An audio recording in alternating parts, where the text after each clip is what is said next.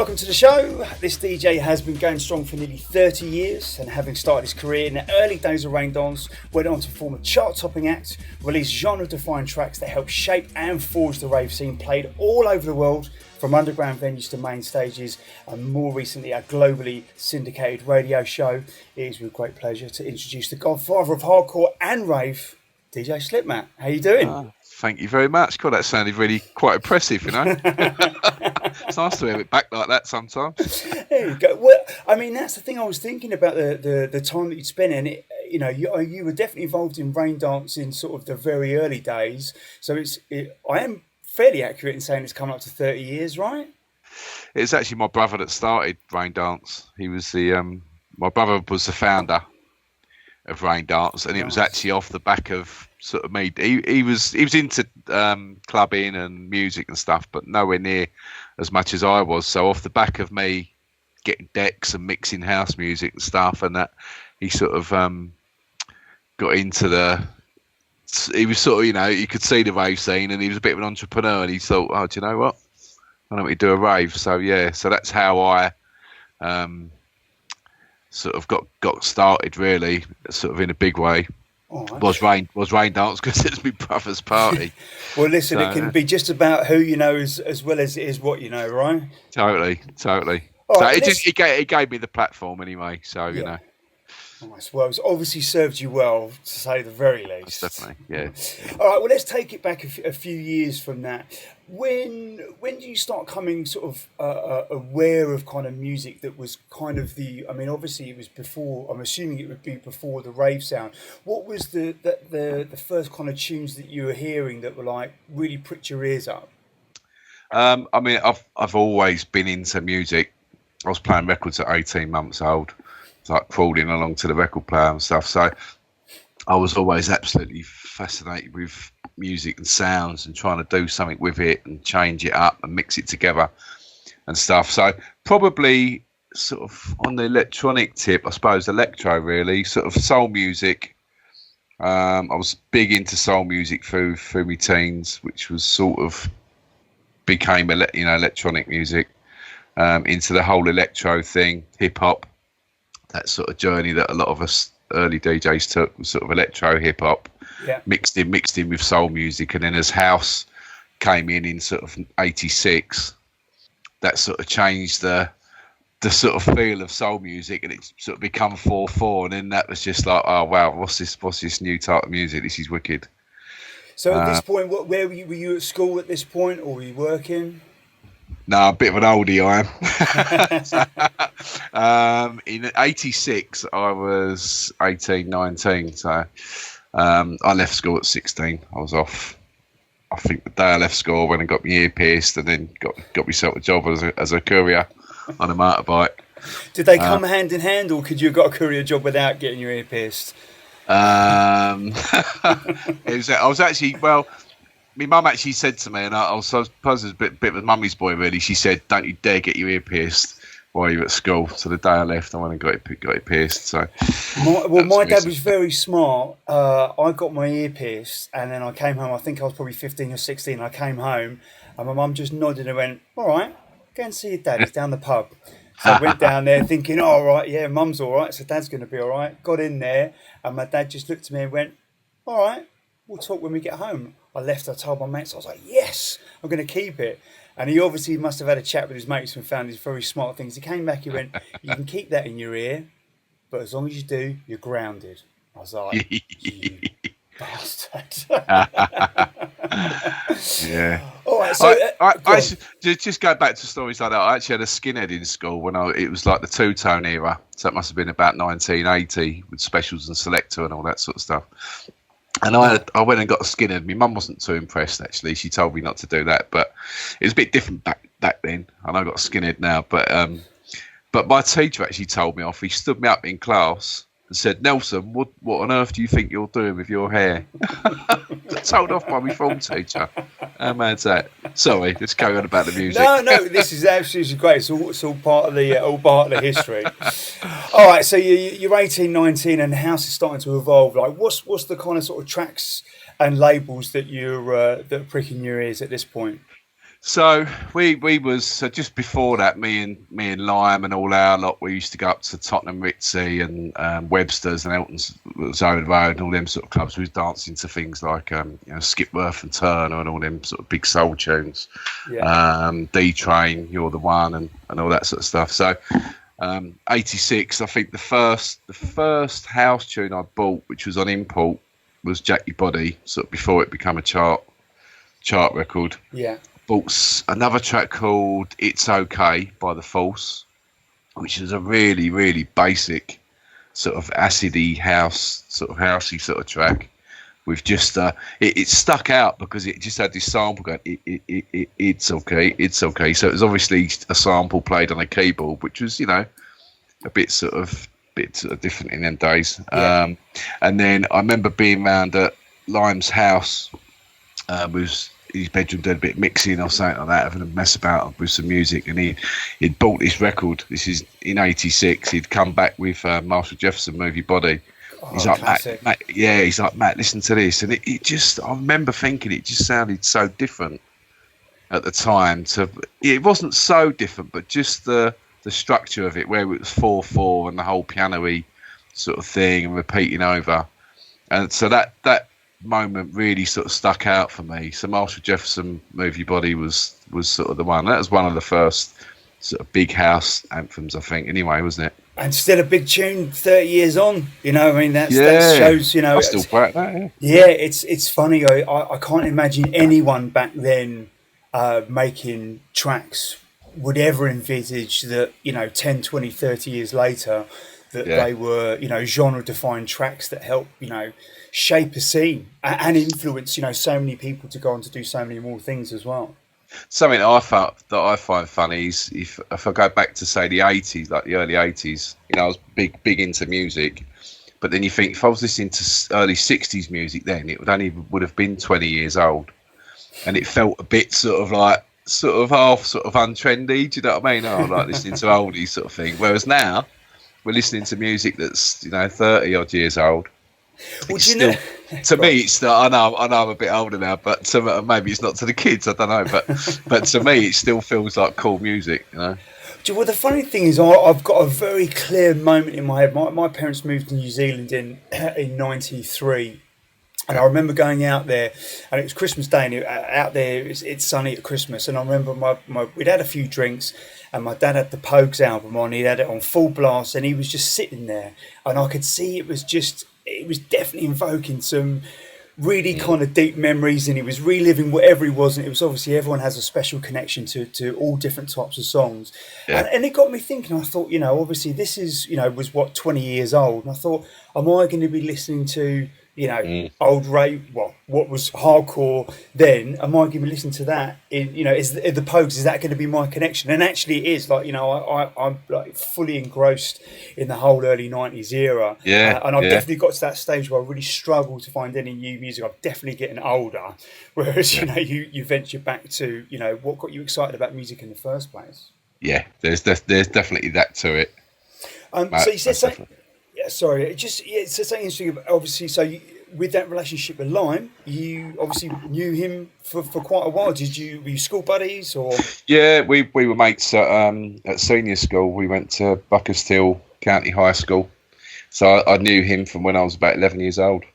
Oh wow! Okay. We was in the same class, and we sort of gelled after the first couple of years. We sort of gelled, and John sort of got into music and stuff. We'd then bring in cassette tapes and then sort of little sort of mixes or edits that we'd done at home and stuff, and just sort of gradually become sort of really good mates through the last few years of senior school, just that connection with the whole music thing. John was very much into the electro sound, probably a bit more than I was actually. Yeah, I remember he used to collect all the sort of big electro tunes as they come out. As they was coming out, he'd be sort of there straight away with them. So the early foundations were SL2 were made in high school, huh? Oh yeah, definitely, yeah. Right. So let's kind of move on to sort of late 80s, kind of early 90s. So when did you sort of first get decks and start kind of forging, mixing two records together? I reckon it's so hard to say when you look back, because everything you think, oh yeah, it must have had me decks in like 85, but it's probably not. It's probably about 88, I think, and maybe 80.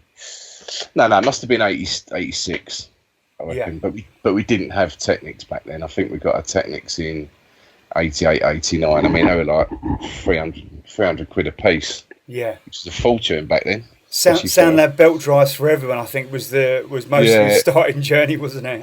My first set, or our first set, me and John used to play on a set of old Garolds. It was like an old disco unit.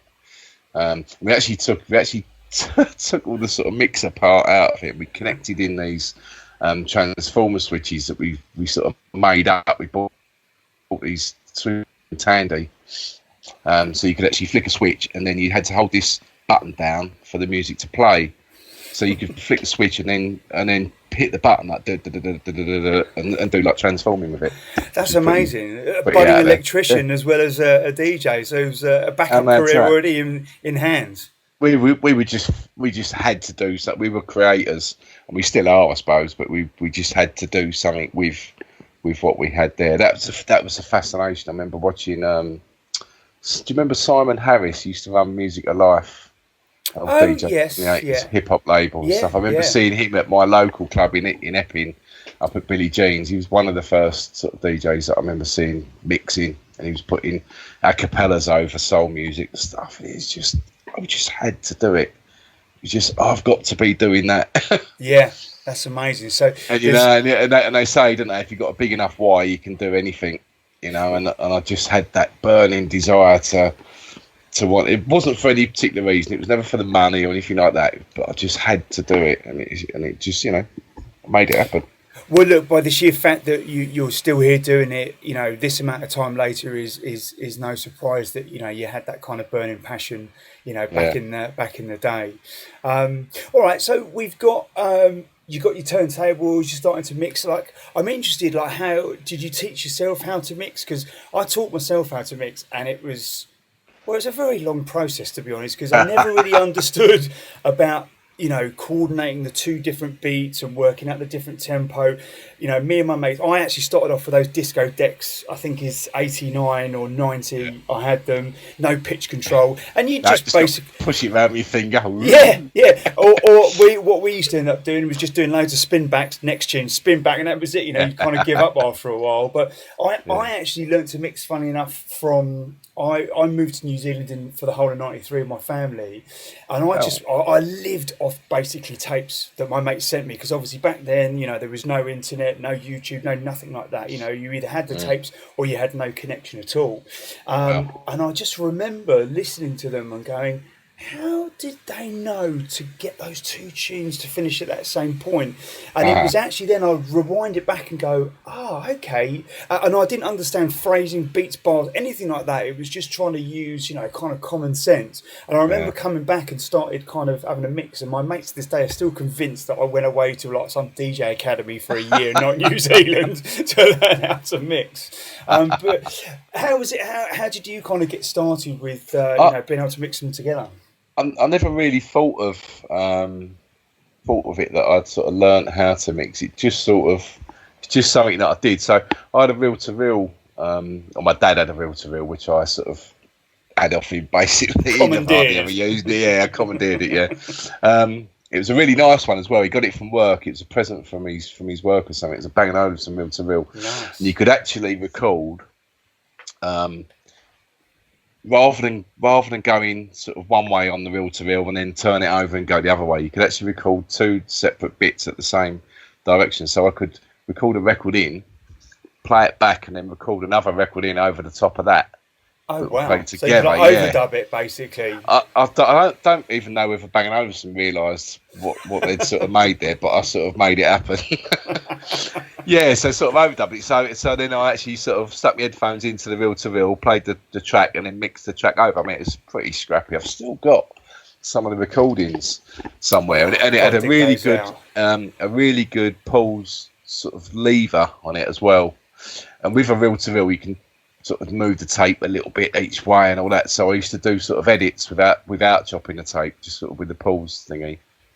Wow, that sounds this very, pause lever, and then actually mix. And sometimes we used to mix the same record together, but at a different point as well. So create your own little edits of them. So yeah, so you'd have the vocal going, and then the vocal would repeat sort of just after it and stuff like that.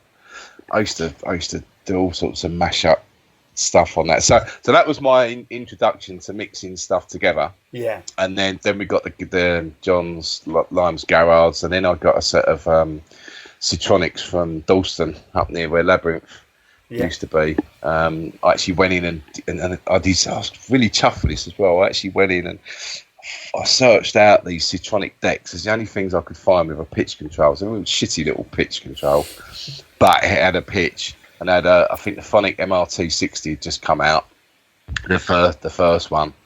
And I said, right, I want a coffin case thing with two of these Citronics. And the Phonic mixer, and I was like, oh, right, okay, yeah, we can do that. So they made it, and then I bought that, and then for a couple of years after, they were making the exact same thing and selling them. So I sort of did a little bit of design work for the shop there. There you go, nice. Well, then now the coffin, it's a staple part of the DJs. Yeah. All right, so you're mixing it up now. So now, what was your kind of introduction into that kind of sort of early rave scene? Are you, obviously listening to sort of soul, electro stuff? How did that kind of sort of transition into the rave side of things? Yeah, so we got into the house thing, and the hip hop at the same time. So I think it was 1988. I ended up doing. Me and John both went into the DMC competition. Oh, nice! Did not know that. Yeah, we did Sunbury, and was actually in the same competition as Carl Cox. Wow. Believe it or not, for the day, there's like 30, 35 DJs there. Yeah, Carl Cox was in our one, and DJ Pogo actually. Pogo, I actually met up with him. He's out in Brazil now, but this was, really? He's representing DMC in Brazil. But Yeah. this is, this was Disco Mix Club. This sort of competition. Yeah. This was what it was all about. Yeah, so I managed to get through to the evening on that. I didn't get any further than that. But yeah, with Carl Cox, which it then turned out I've become very good friends with Carl. Yeah. Sort of a year or two after that, and then the year after we did it as well. It was either 88 or 89, and then 89 and 1990, and the following year was in Broadway Boulevard in Ealing, and Hype was in that one, and he went through to actually win that as well. There you go. Look at that. A lot of the old hardcore guys all started off in the DMCs. But 89, me and John actually made our first track. So all around that time, it was all sort of happening. So that would have been the old Atari ST, we actually went to a studio. So the story behind that is, and not everyone in '89 wasn't that many people who had the Atari and all that sort of setup, as far as I remember anyway. I think that sort of come more sort of 91, 92. So we actually hunted down a studio, and we ended up at Noisegate Studio, which was the home of Double Trouble. Right, yeah. And Rebel MC, of course. Yeah. So we saved our money. We actually had a TR-505, which I've still got somewhere, and we sat and programmed all these beats in this TR-505, and I remember drawing out bits of paper and laminating them with all different colour coded lines on them for where the acid line would come in and the snare would come in and then the kick drum would go out and all these different things. That's amazing. We spent hours and hours and hours preparing for this studio session. It's mad, you wouldn't dream of it now. People go and make a track in a couple of hours now and think nothing of it. Well, you kind of had to. Or do it on your laptop or do it on your phone now. Probably. Yeah. Well, you kind of had to really because, studio time wasn't cheap. And unless you owned your own studio, you had to be really well prepared and have a really clear idea what you wanted so that you could get the most out of the day. Yeah. It was a great engineer. It was actually Michael Menson. He died quite a few years ago, actually. I think he had some some health issues. But it was Michael and then Lee. Michael engineered the track for us, and Aston Harvey actually was the apprentice there. Wow, freestylers, right? Freestylers, yeah. I'll tell you what, boy. It never ceases to amaze me how incestuous the music industry is.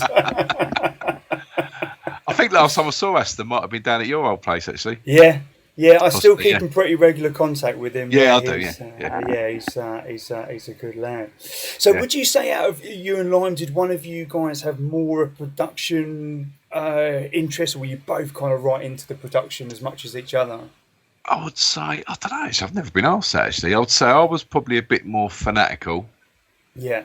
About the whole thing, which probably shows because John doesn't go out and DJ. He hasn't done for years and years.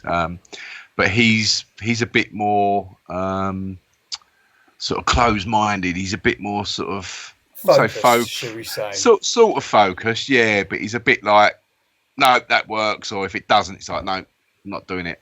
Yeah, okay. Sort of thing, you know. Whereas I'm a bit more of a trial. I don't know. But we actually so we went to Noisegate, did that. And Double Trouble was signed to a label called Beware Records, which was Simon Goff's label. Right. And they said, "Oh right, well look, you know, it's a great track. We love the track. We'll send it to Simon, see what he says," and he signed it.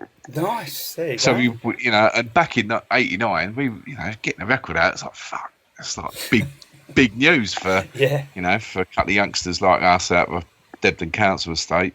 It's like, hold on a minute, we've got a track signed. So that was what was the name? Our start as SL2. So that was SL2. So you never did Slipmatt and Lime. It was SL2. SL2, yeah. Yeah. Nice. So I'm going to ask you where the name Slipmatt came from. I'm pretty sure I know what you're going to say, but I would be interested to know like the story behind why you called yourself Slipmatt, and also where Lime came in as well, and then how that falls together to be SL2. Yeah, there's no real big sort of story behind it, to be honest. So I had these Slipmats. Obviously, it's going to come down to that, but I can't remember what they were called now. Actually, I was sure. I think they were sure. Right. Slipmats, and they were sort of recommended by DMC or something like that for these, you know, because they were super slippy or whatever, and they didn't make your record jump. You know, some of them were a bit cardboardy, weren't they? Yeah. And if you're sort of spinning back your records, you know, back from one to the other, you need it nice and smooth. So, but they had DJ Slipmatt written on it, and I was thinking, oh, what am I going to call myself? I was coming up with these names, and I thought, well, my name's Matt. I thought that would do. There you go. It works. Don't overthink it. Yeah. And SL2, I'm assuming, obviously, was Slipmatt, Lime, and there's two of you. And two of us, yeah. There you go. Easy. All right. Very, very simple when it comes to that sort of stuff. And John was just he just used to love drinking lime juice, so he called himself DJ Lime. Yeah. It's that simple. There you go. Do you know what? It took me 5 years to come up with my DJ name, and in the end, I just took 3 letters off the end of my surname, and that was it. You know, I should have just gone with a simple solution. Because back then, this was probably sort of 91, 92. I'd think of a name, and the next thing you know, you'd pick up a flyer or a tape pack. There was already a DJ Dexterous. Okay, fine. All right, I'll think of something else. And I went through all these names, and in the end, I went, do you know what? I'm just going to do J Cunning. It's just a shortened version of my real name. Done. Yeah. Nice and easy. Yeah. All right, so let's think. That track that you did, by the way, is that out? Is available? If you can send that over to me, actually, I'll cut that in. Yeah. Cool. Yeah. Do that dance. It was called. Do that dance. We sampled a bit of Armando, Land of Confusion. Sampled the acid line out of that, and we basically, I wouldn't say copied, but we was inspired by Todd Terry's beats from Can You Party and Weekend and those sort of tracks. Let's talk a little bit about how you kind of started taking to the stage and doing gigs. Where were your first gigs? We started. I'll tell you what. My very first gig that I remember was, I think it was 1988. Was at HQ in Camden. And I played alongside Matt Black for a geezer called Ray Spence, who was also the other partner with Raindance. My brother was a cabbie at the time, Yeah. And he used to drive Rave from Loughton, which is where we all lived, up to Camden on the weekend. He was managing this club HQ. And then when my brother Paul thought about the whole Raindance thing, he then got Ray involved. He was like, right, so I need someone who can promote. So we got Ray involved. So he was one of the. He went on to be one of the partners. So was your brother going to like kind of Energy Sunrise and a lot of those kind of old and inspired by those events? He did. He was never. I wouldn't say he was ever a full-on raver. We were more sort of clubbers, really. Yeah. But he did. I remember going to biology with him once. I don't think we actually even got in. I think it just pissed down with rain and we got stuck in a lot of traffic. But he went to a few of them. Yeah. I used to go up to Camden Palace through 1988. I think it was on a Friday night with my mates. Yeah. With Lime and all that lot. We'd be up there listening to Chris Paul. Oh, okay, yeah, from Orange. Yeah, nice. From Orange, yeah. Wow, there you go. How about that? All right, so first gig there. So how do things progress from there? And so from there, myself and the friends that I was knocking around with, so Lime, and then there was another sort of handful of us. We decided to start a pirate radio station. It was all into DJing, and so we started up Raw FM. Two of my mates, which went on to be Freestyle and DJR. I'm sure you recognise that. Yes, name. Of course, yeah, from Awesome. They were working for, I think it is it Haringey Council, or Tower Hamlets. Yeah, I think it was, and they were doing like engineering work. They've actually gone to own their own big engineering company. They've done really well, actually. I probably shouldn't say this, actually. Get them in trouble, but they were sort of doing welding and locksmith work and all that, and they managed to find us a squat at the top of this tower called Deverill Point, which is gone now, but it's Hackney Marshes. I can't remember the name of the estate. I found it the other day. I'm written down somewhere. So we got this squat and started Raw FM, Raw 1044. That must have been by 89, I think, summer of 89. So how did you kind of go about recruiting DJs? Did you know if people to kind of No, we didn't. It was just, I think there was six or seven of us, and we just did it at weekends. We didn't do any adverts or anything. Didn't make any money out of it. It wasn't about that. We were all working. We just wanted to go up there, all them lot would be smoking spliffs and stuff, and just sort of just enjoy the music and the whole sort of riskiness of it, I suppose, and just the whole culture, going down the record shop at the weekend, and it was just the whole culture then, wasn't it? Where were you shopping actually for records at this point? I used to go to Music Power in Ilford. Yeah. Most of the time, I know a couple of the lads used to go to. What was the place where Eamon used to work in? Bethnal Green. Yeah, Paul for Music. Yeah, that was opposite Labyrinth, wasn't it, or near Labyrinth? Paul for Music. It was in sort of down that way. Yeah. It was more Bethnal Green, I think. Paul for Music. Yeah. Yeah. And whilst working at the West End, I was always in and out of City Sounds and Groove Records as well, all the time. In fact, City Sounds is on a Ragatip video. We popped in there. Oh, is it? Nice. Yeah. Dave, I think it's Dave, isn't it? In City Sounds, quite a well-known character. Yes. Yeah. Nice. All right. So how? So your brother's kind of kicking up all the deals with Raindance. Did you get to play at the very first one? Yeah. So we promoted that on the station. So the first one was September '89, and we pushed that on the radio station. I think we actually did a little advert for that. Not that we didn't get paid for it. I was at the first one. I was thinking actually the other day, a couple of days ago, Paul Trouble Anderson was on that very first one. Oh wow! Rest in peace. Sad loss. Yeah. He is, yeah. So, but he was the governor. I remember how much he was getting paid for that, and it was much more than anyone else. Loads more than anyone else. So he was, a big name even back in '89. Yeah. Well, I remember he used to. Funny enough, you mentioned HQs. He used to do was it the Wednesday night down there? Oh right, okay, yeah. Yeah, yeah. So Raindance, how many people went to the first one? So the first one was, I reckon it's really hard to say, but I reckon probably about 1,500 people. Okay. I reckon Right. it almost got shut down. They started late. The old bill turned up at like 2 o'clock in the morning or something. They had a barrister there Wow. who sort of fended them off, and that was sort of before these other laws came in. So they managed to sort of get rid of them, and it just went on through the night. It was really really good. And then they stopped at about, I think they stopped about midday the next day, something like this. I might have it slightly wrong, but they stopped about midday. There was a car boot sale going on in the field, sort of pretty much in the same field, with all this music and obviously people walking around gurning and stuff. Yeah. And then they started again. They stopped for a little while, waited for the people to go from the boot sale, and then started again and went on till like 2 o'clock the next morning. Wow. Sunday night, Monday morning. Yeah. And how are you feeling kind of before doing this? What the Raindance thing? Yeah. That was just all totally exciting for me. Yeah. It's just full on, like, wow, this is a rave. I wasn't particularly well known then. We'd had our tune out, I think, by then. But no, this was great.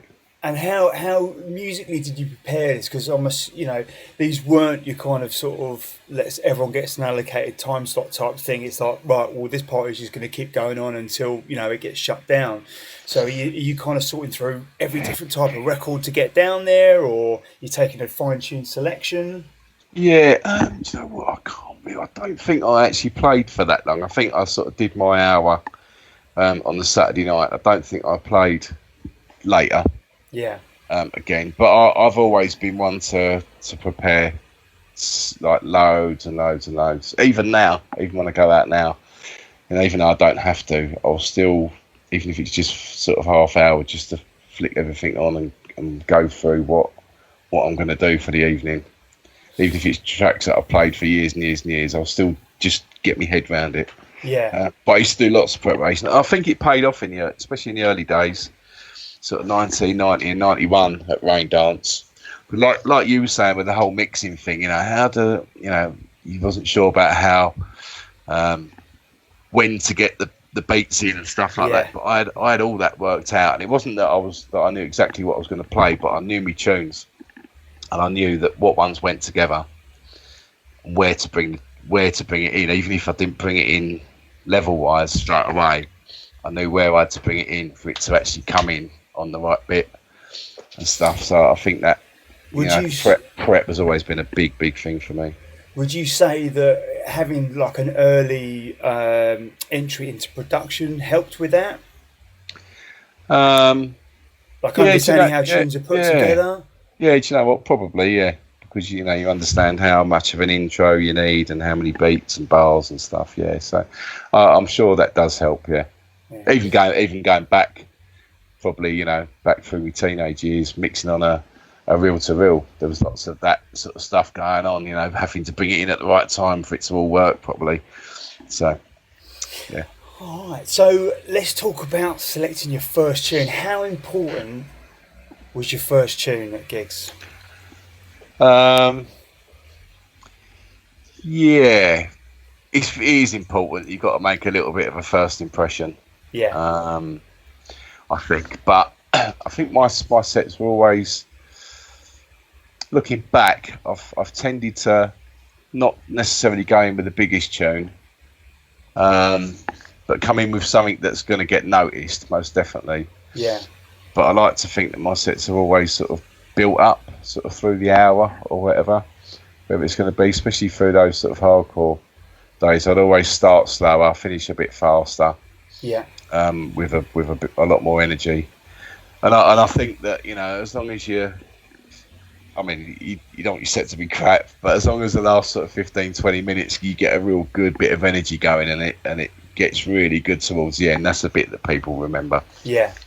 And did he have that same kind of ethos? Because obviously, if you look at kind of sort of Dreamscape, Helter Skelter, those kind of events, you know, they were sort of infamous for like 45-minute sets. You know, maybe selected people had an hour.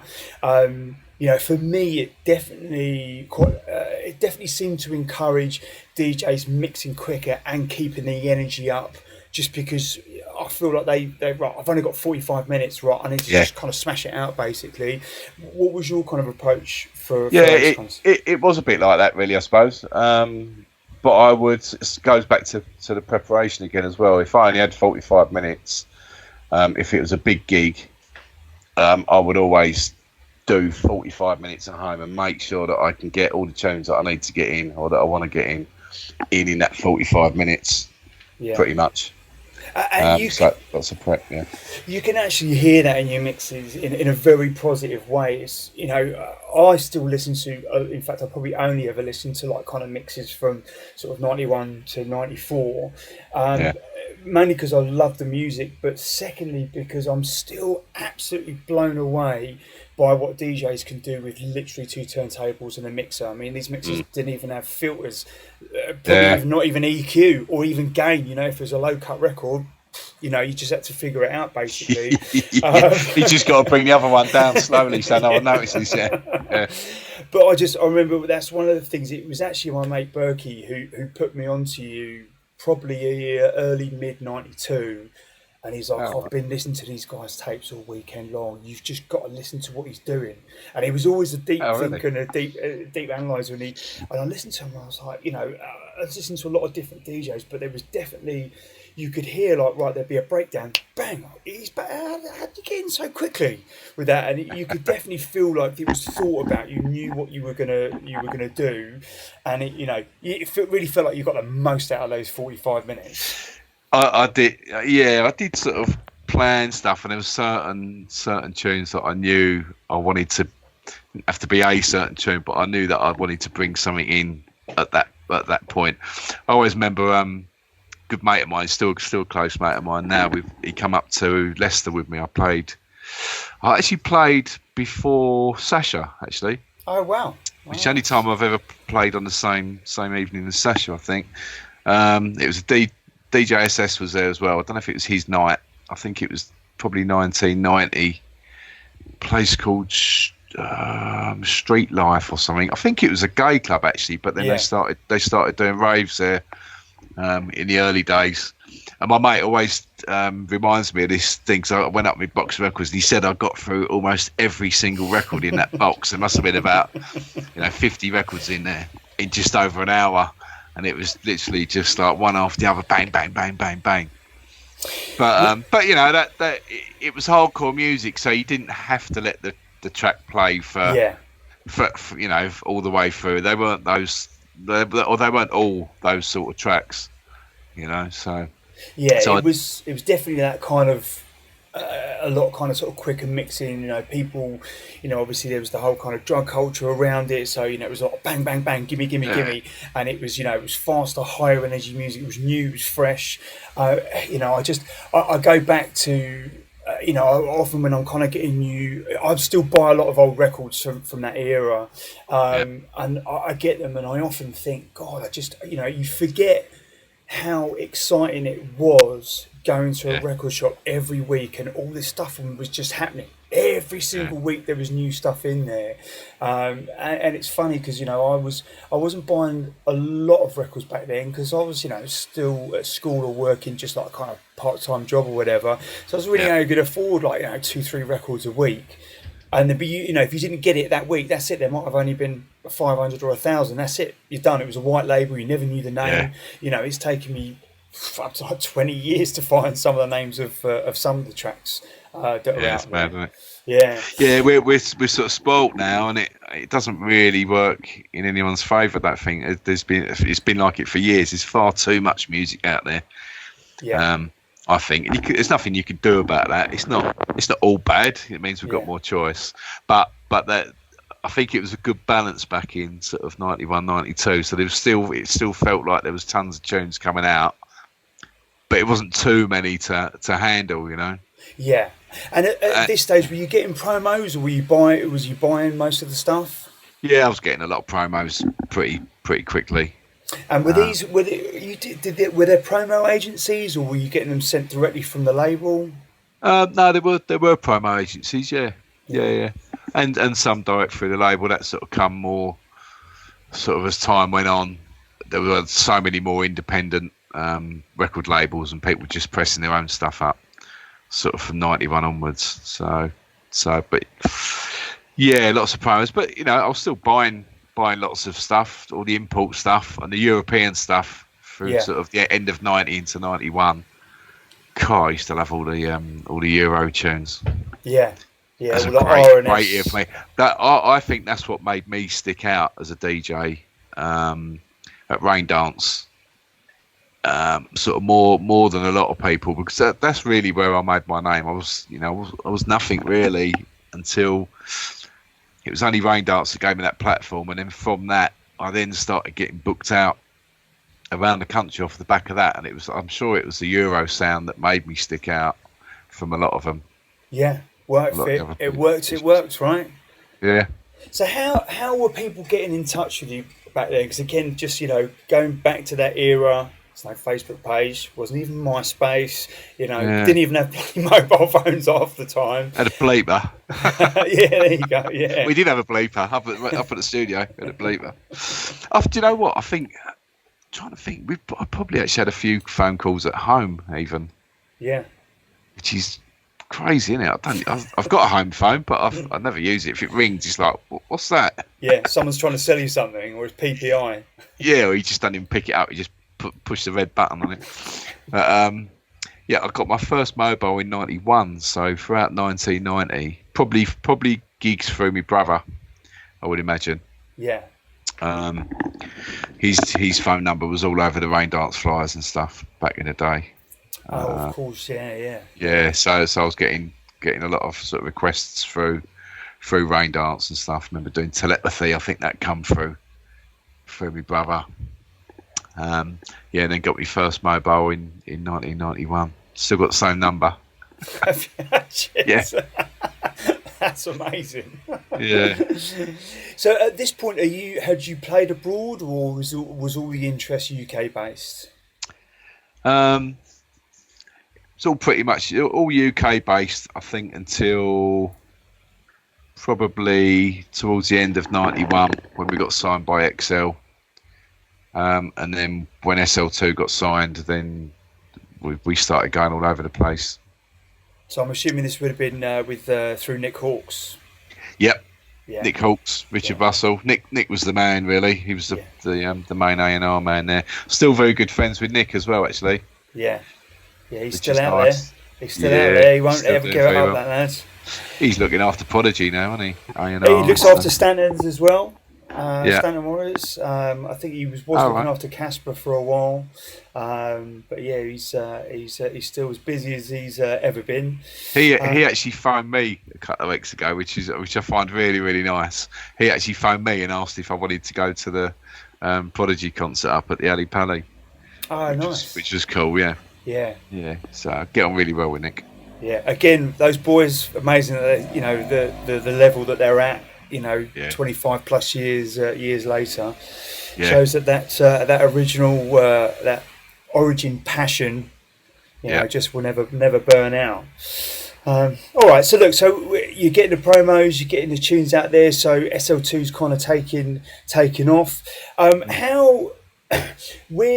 Where does this kind of take you, SL2? Like, where do you start going? Where's the first place you're going abroad to? Do you know what? I can't even remember where we first started going, but we had trips to Japan. We went to America, to LA a couple of times, I think. We went to Mexico. Wow. We went all over Europe, places like Switzerland, and we got released in Holland, Italy. We never went to Italy actually. Yeah. We got released in Holland, Germany, Italy. We went all over the place. That's sort of 91, probably into early 92 as well.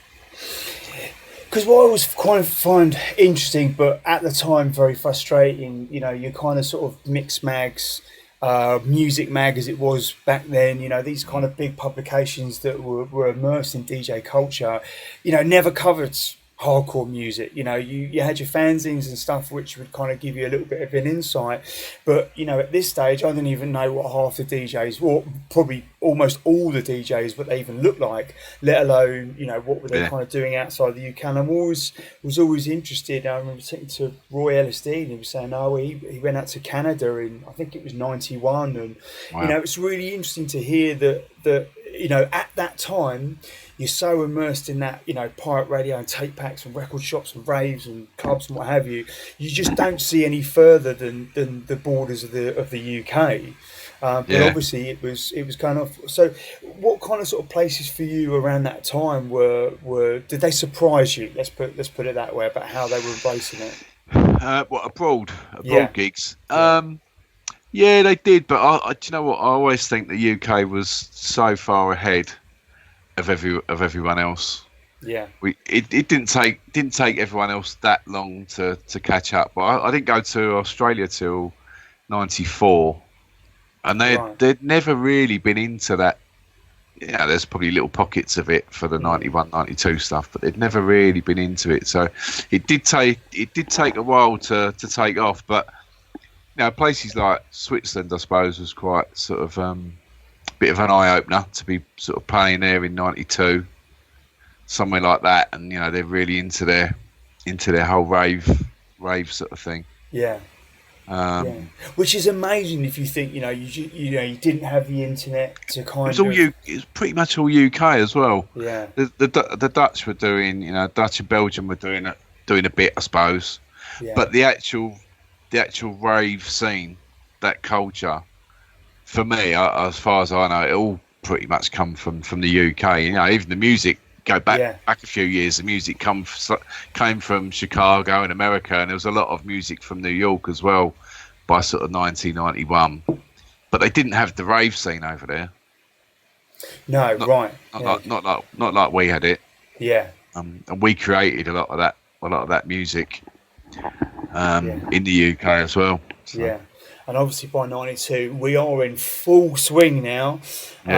Clubs, in practically every city up and down the country, major raves parties, Vision at Popper Fairfield and Fantasia and Raindance going off all over the place. So this is one of the nights that I want to talk to you about. Fantasia '92, '93, and it was just me and my mate Berkey again that just went down there, and it was quite an effort to get down there because my mate basically drove off without us, so I had to borrow a mate's car and all that kind of stuff. So it was a fun challenge, but there was no way I was going to miss it. Just talk us through that kind of day, kind of prepping for it, because it was a huge party. I mean, I don't know if at this point it was the biggest one that you'd played at. I'll be totally honest with you, I was doing so much at that time. So we're talking like end of '92. Yeah. So 91 was busy.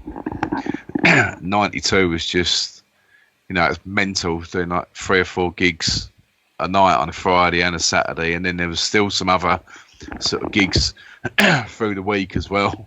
Back in them days. Wow. And then we'd be flying to, we'd had almost a number one hit in the charts, so we were backwards and forwards flying about all over the place as well, doing PAs in all these different cities and getting wrecked as well. Well, you could do it at that age. More the booze for me, really. But yeah. So around that time, it was just so busy. I can't exactly remember that whole day, but I know I must have had 4 or 5 gigs that night because I do remember getting there. I was on my own as well. I remember getting there sort of just about in time. And as soon as I finished, boom, I was off. Straight off again. Straight off to another gig, yeah. But that was. I think there was about 20,000 people there, weren't there? Yeah. It was. Little Coat House was massive. Yeah. I remember it took us probably a good hour and a half to get in because of all the traffic going in. So when you're driving in there, if you're thinking, right, I'm supposed to be DJing in 24 minutes. And there's an hour and a half queue, right, you know what, I'm just going down for a field, or I'm going to go down the other side of the road. how you must have had some real challenges in your time trying to get to places. Oh, massive, yeah, massive. I mean, obviously we didn't have to queue up or anything, but if there's roadblocks and stuff, yeah. There's been times that I've missed gigs and I've just sat there and watched the time tick away, thinking, "Oh, and I'm stuck." You normally find a way around it. But I do actually remember. I can put myself back here on the stage there at Little Coat, and sort of remember playing. That set, and that was well sort of, I wouldn't say planned out record for record, same thing, but I'd done a lot of preparation for that night, especially New Year's Eve. I'd prepare for like 2 or 3 days for New Year's Eve and make sure that I knew exactly what records I was going to choose from. Because it was a highlight of '92, basically, that night, wasn't it? Your set for that night. Yeah, of course, yeah. And I did that for quite a few years. Obviously, as the music got older and I wasn't playing so much new stuff, that changed. But for those sort of main sort of hardcore years, I would play the big tunes from that year. That was always my technique. yeah. Well, look, for me, hands down, it's one of the top 5 sets I've ever heard. It's a party night, isn't it? New Year's Eve. For me, it's just party time. So for me, I just want to hear all the big tunes for the year. Yeah. You're gonna get an extra bit pissed, an extra bit off your tits, and an extra bit, messy and whatever. Spend a bit too much money. Everything's a little bit over the top. Yeah. Why not provide a great stretch? You're looking back on the year as you step into the next year. So to soundtrack that with the big hits of that worked perfect. I mean, as I say, like that set, especially the recordings from that night, what really kind of lifted it, added that kind of layer of cream, cherries and everything on the top was the Atmos sound of picking up from that 20,000 strong crowd. Just absolutely just lifted every set phenomenally. I was really lucky, actually, going back, might be 10, 15 years or something now, and I think there was only ever the cassette tapes that were flying about from that party. And it was the guy, I can't remember his name now. It was the fella that was looking after all the Fantasia digital files, and he asked me to do something or other, and I can't even remember what it was, but to do whatever it was, he said, "I'll send you a digital copy of your set from the night," and he sent me a CD, and it was the actual, basically recorded from the DAT. Wow. The whole night. So I managed to sort of master it myself properly. Yeah. Get it all sounding really nice. So the only other copies out there that I know of anyway, were just old cassette tapes, and I managed to, like years ago, get this full digital copy. So the digital copy I've got on your SoundCloud, on my SoundCloud, and that he's absolutely perfect quality. Yeah, it's off of vinyl, obviously. But you get all the crowd sound and all that. It's all in stereo. It's all really, really nice. Yeah, so I'm very, very lucky because that's probably one of my sort of biggest sets from over the years. It's nice to have a good digital copy. So, talking of '92, how do you feel it kind of progressed musically from the start of from '91 into '92? What were the kind of main differences for you? So when I think of '92, I think it started at sort of 130, 140, and then just went in a gradual curve up to sort of 160, 165 BPM musically, and it went from '91 was very much still very breakbeaty. But very much hardcore and that stabby sort of quite harsh sort of sound. Yeah. And then it gradually went more and more jungle, and then that dark sound sort of came in. Sort of by the end of '92, going into '93. So it's a big journey. It's a big change. It's still that same similar sound, but it's a big change to happen over a year. I've looked at it on my collection, my digital collection. I think there was Glide All Right, which was '92, which I think was 126 BPM, and then Noise Factory Survival is 172. That's like, a phenomenal. I mean, obviously, I think there was a couple that Noise Factory did that were, no one else really had hit that speed apart from, there was one on. Was it Suburban Bass? It was 180 BPM. It was called 180 BPM and rising or something. It was Right, mental yeah. fast, but it was literally a 130 BPM tune that just pitched up to 180. But yeah, But but I mean, the norm went from, I think, from sort of 135 yeah, up to 160. I think Yeah. everything was pretty much up in the at least 150, but around the 160s. yeah, I think yeah. by the end of '92, yeah. So this is an interesting point because obviously, so it's a well documented change that happened, sort of towards the end of '92, but certainly in '93, was that the more darker sound split away from more kind of uplifting sound. Yeah. What were your kind of sort of thoughts about how that was evolving? What you liked, what you didn't like? I mean, I loved all the music, but I certainly had a bigger love for that happier sound than a lot of the other DJs. So there was a lot of DJs that totally embraced that jungle and dark sort of sound. I would say probably the likes of people like Randall. Yeah. Say Kenny Ken, but Kenny still used to play, even at Paradise Club, Kenny was still playing some 4/4 piano-y sort of stuff.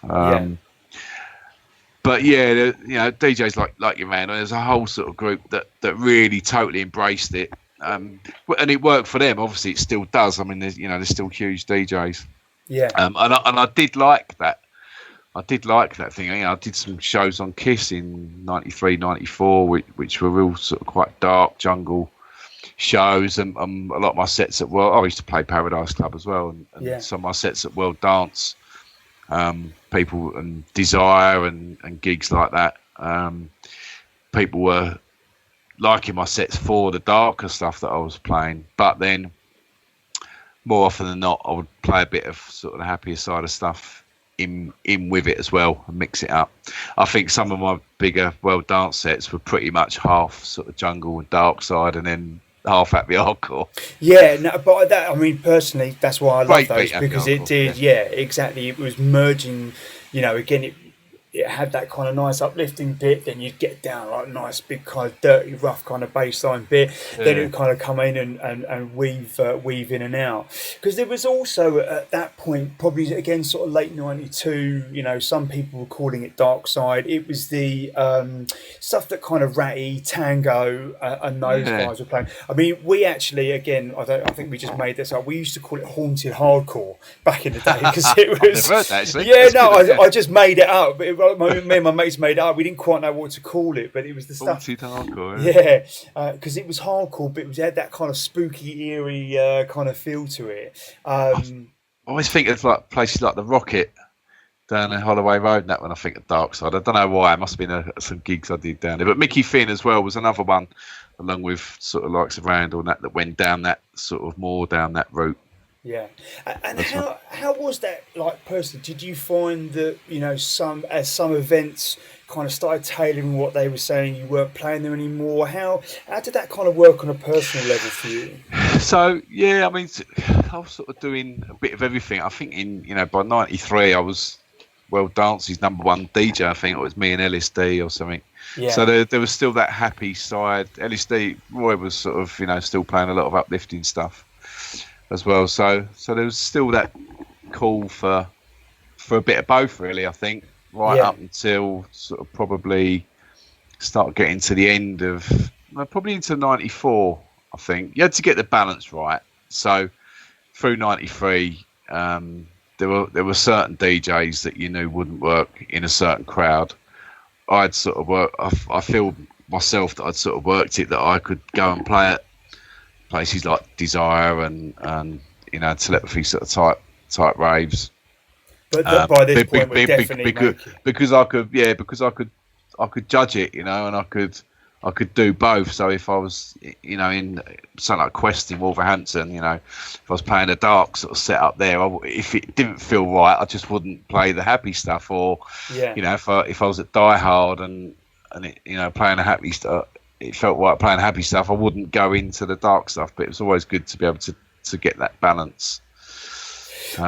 So interestingly, I'm kind of thinking now, throughout all of the years that we've talked about, if you were playing in a different part of the UK, were there certain styles of kind of hardcore that were more suited? Like, if you played in Edinburgh versus Brighton, or Wales versus London. Yeah. Yeah, totally. Different areas of the country were into different sounds.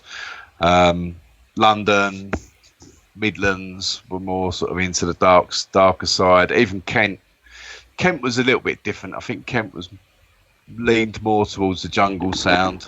Yeah. But there were still areas that would like the happy sound. But Scotland was definitely more hardcore. Normally around the coast, normally the further out of the sort of inner cities, for some reason it would be more sort of four to the floor. Yeah. Sounds would work better. I don't know why that is, but something to do with the sea air, I reckon. Yeah, probably. Yeah, sea breeze. but then 94, I made. Actually, it got to the point. 94, I made Breaking Free and Hear Me. Breaking Free. I remember Mickey Finn cut a dub of that. I think Ray Keefe cut a dub. There was all the sort of darker side DJs cut that. Randall cut one, I think, as well. Yeah. And then the other side was more sort of piano-y. So it was sort of known. I remember people saying at the time it was sort of known as what they thought was going to be sort of the sort of last crossover tune sort of thing. That could be played by both, because I remember people like Druid, DJs like that playing Hear Me at Fusion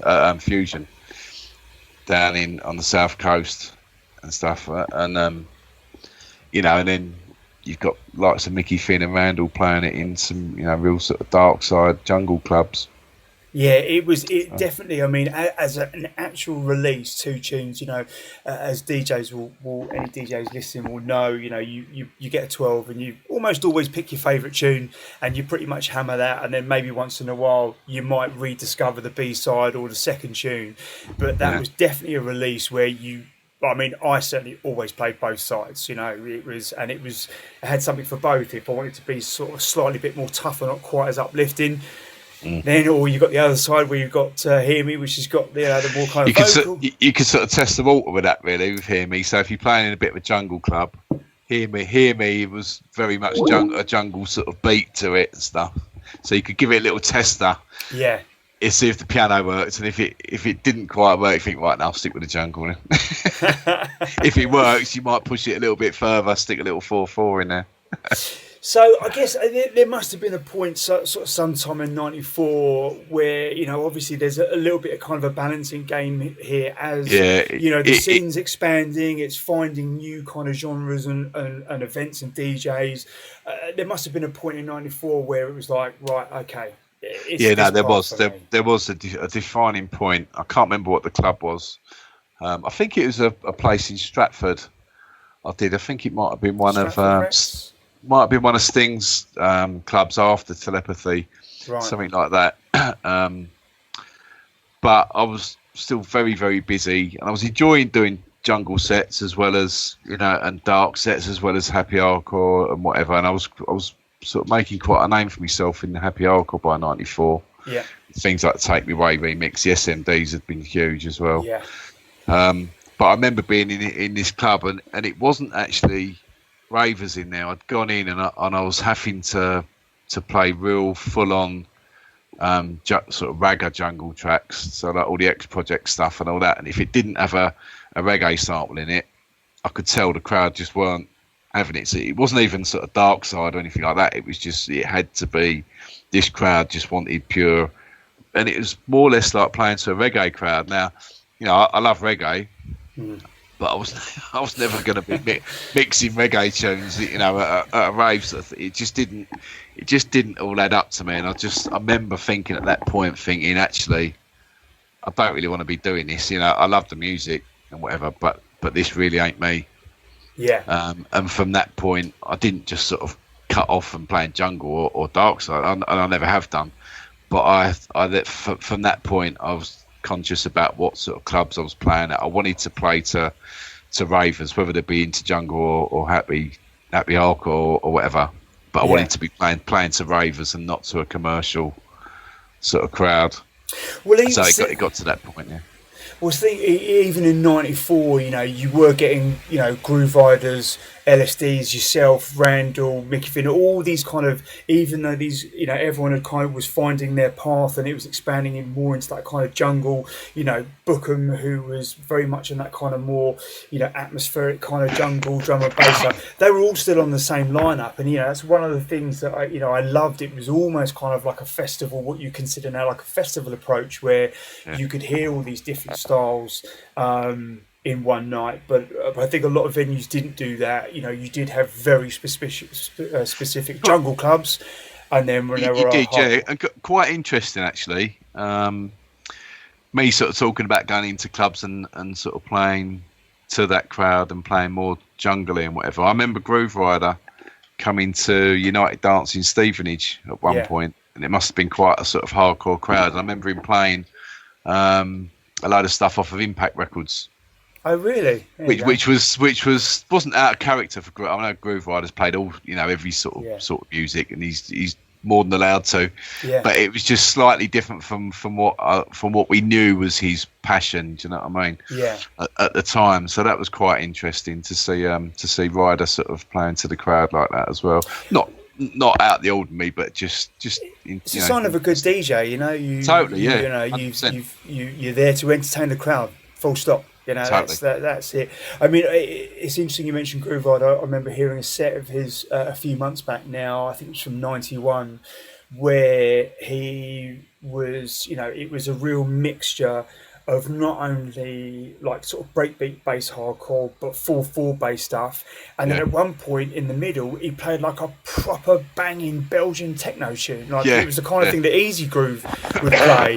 And it's like, you know, just, it's amazing that, you know, that's what I love back then. And in all honesty, I didn't even use the word 4/4 or breakbeat. I was into hardcore, and I liked that tune, or I didn't like that tune, and no one really gave a shit what kind of beat it had. If it made you dance and you liked it, great. Yeah. There we go. Totally. Yeah, nice. All right.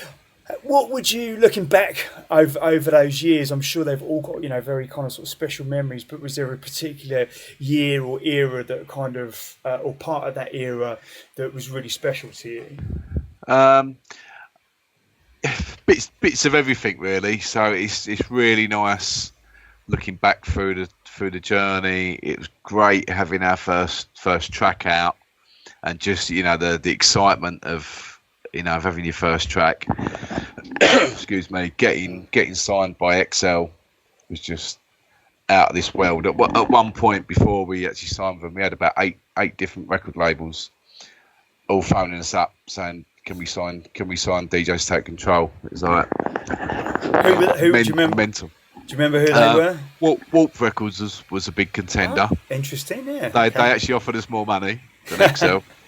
But they was up in Leeds, and we were sort of London based, so XL was doing it at the time as well. So we thought, do you know what, probably better off not just going for the money. Yeah. Well, you know, it was a bit of a toss up. It was close, but I think we made the right decision as well. Orbit Records? I think we're part of Mo's Music Machine. Yeah. And I can't remember the others. There was quite a few. There was about eight different labels. Yeah, all right. Was this... So yes. I mean, you know, from that to then doing Top of the Pops. I mean, what a contrast! You know, I used to watch Top of the Pops as a kid, and then would never ever dream of being on it. That was never really an ambition of mine. I was just fascinated with making music, just wanted to make sounds. But to be on Top of the Pops, meeting Kylie Minogue, she come in her dressing room and give me a kiss on the cheek. I always say that to people. Say, I see Kylie. Say, she knows me. Do you know what? It must have been one of those moments where family go, "Oh, okay, it's not just a stupid hobby. He's actually doing all right." Because obviously back then, Top of the Pops, you know, was a window into music for people for years and years. Totally, And to make it on there was like, wow, done it. Amazing, yeah. You know, we sold 100,000 records. Wow, I mean that. We were number one for a day. We was over in LA. I think we went in at number 8 or something like that, number 10 or number 8. Then we went up to number 3, and then I think we went up to number 3, and then we did a show in LA, and we was all in, the 5 of us with the two dancers and JJ as well. Yeah. We were I remember sitting in this hotel room having a drink on I think it must have been the Wednesday. And we got a call from it was probably Nick Hawkes actually. Got a call saying we've got the midweek through. You're number one. It's like fuck. It's like what? We're one in the chart. No, it's just unreal. And we was number one for a day, and then by the next day, the midweek we'd come down to number 2, and it was KWS. Please don't go. Oh, and do you know what? Actually, it's just made me think. I was driving behind a car. I think it was about a week ago, and the registration was S12 KWS. No, how weird is that? KWS, yeah, and it stuck out. In fact, you know what? I think I actually took a photo of it. I'll have to have a look on my phone. I'll see if I can find that. Yeah, that's S12 KWS. But yeah, they pipped us to the post by the next day, and we stayed at number 2 for like 3 weeks. We was just really unlucky that KWS was such a big track. It stayed at number 1 for ages. It's all about timing, isn't it, huh? Yeah. But at least I know personally that we was number 1 for a day. So even though it wasn't official, you can take that with you, mate. No one's going to take that away from you. Exactly. so yeah. So I mean, things like that's massive for me. Then the whole journey with the SMD thing as well, the sort of rise of the happy hardcore thing. That was brilliant. It was so nice because we were me and a few others were right at the forefront of that. We sort of almost created that ourselves, really. Yeah. Because the SMDs were just, my understanding stands for Slipmatt dub plates. Yeah. Right? So these were just tunes for you to give yourself something a little bit different to what everyone else is doing. And I cut it on a dub, I think early 93, partly because I just thought that sort of thing was going to work. There wasn't enough of that. There was too much, not too much, but everything that was coming out seemed to be dark or jungle. Yeah. Wasn't enough new sort of uplifting stuff, and I still wanted to be playing that. So I just cut it. I just thought, you know what? I just got me S1000, my own one, and an Atari, and I was fiddling about with it, and I thought, do you know what? I'm going to make something stompy and see how it goes down, and it just worked. And in the end, I just thought, do you know what? I might as well press it up. And I went to JTS, cut it, still didn't know what to call it. I was like, fuck, I ain't got a clue. What's that guy? I was dithering around. I thought, SMD, Slipmatt's dub plate. There you go. Because that's all it was meant to be. There you go. Just like coming up with the Slipmatt name, it's the simple solution that works, right? Yeah. Yeah, so, and that whole era obviously went on, you still got hardcore, UK hardcore, whatever you call it around now, which is all sort of off the back of that. Yeah, well, it's amazing to see how the music, because the term, whoever came up with that hardcore will never die phrase really hit the nail on the head, didn't they? Because it really hasn't. Cool. Likes of me and you are still out there playing it. We're getting there, mate. No one's going to take that away from me, even if it is week in, week out on the radio.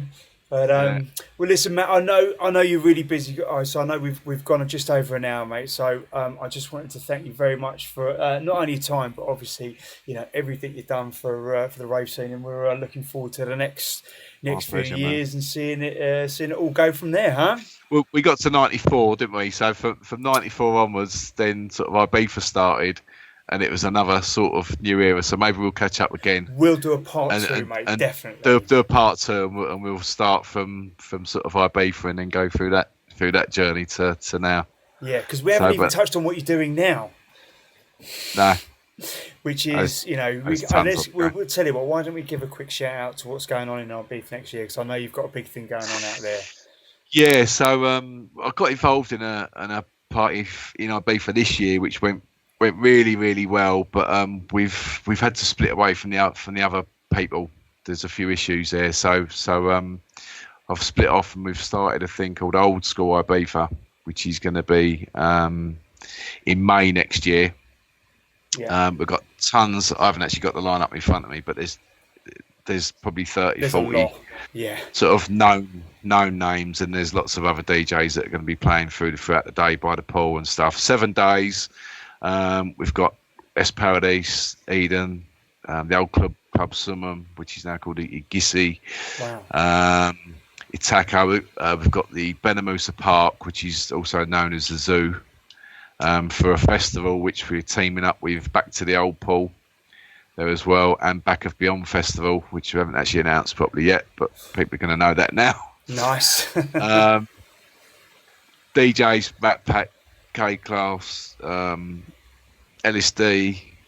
There's tons of us. I remember looking at the lineup thinking, even if half these people out there, I'd be well impressed. I think you should come over as well, Jay. I really do. I think you will absolutely love it out there. But best thing to do is go and check oldschoolibiza.com. Sign up to the socials because we've got lots and lots of stuff going out all the time. But go and check oldschoolibiza.com. All the information's there. The website's only just gone up, so there's still bits and pieces, lots of bits and pieces to add. But I know it's going to be amazing. Fantastic. Well, I'll stick all the links to your World of Rave show and yourself and all your socials. I'll stick them all in the show notes so everyone's got a nice, easy reference of where to go to. I'm actually just quickly. I'm actually starting a DJ club in the new year. It's taking me time to get it going. But if anyone's interested in that, hit us up. info@slipmatt.net. If you're interested in getting some sort of DJing insights and stuff. I like the sound of that, yeah. Yeah, it's just a bit of sort of giving a bit back to people. Yeah. And giving people a chance to become part of a sort of community and stuff as well. So, like I said, on my DJ journey, it wasn't, and I'm sure the same with yourself, there wasn't loads of people around, there was no internet, there was no, like you said, all you had was a few tapes. To listen to for about a year, but it's just bringing everything together and getting a community together and bringing people together to share stuff and a bit of a helping hand to get yourself on track if you wanted to make a career for yourself or or even just enjoy it a bit more as a hobby.